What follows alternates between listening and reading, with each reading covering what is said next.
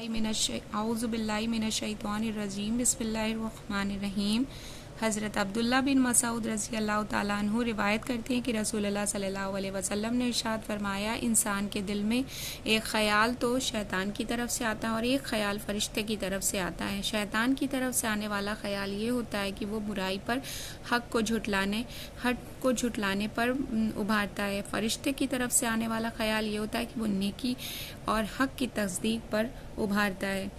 لہٰذا جو شخص اپنے اندر نیکی اور حق کی تصدیق کا خیال پائے، اس کو سمجھنا چاہیے کہ یہ اللہ تعالیٰ کی طرف سے ہدایت ہے اور اس پر اس کو شکر کرنا چاہیے۔ اور جو شخص اپنے اندر دوسری کیفیت شیطانی خیال پائے تو اس کو یہ چاہیے کہ شیطان مردود سے اللہ تعالیٰ کی پناہ مانگے۔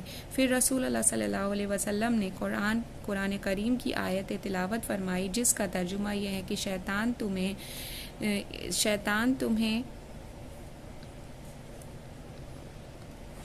تمہیں فخر سے ڈراتا ہے اور گناہ کے لیے اکساتا ہے۔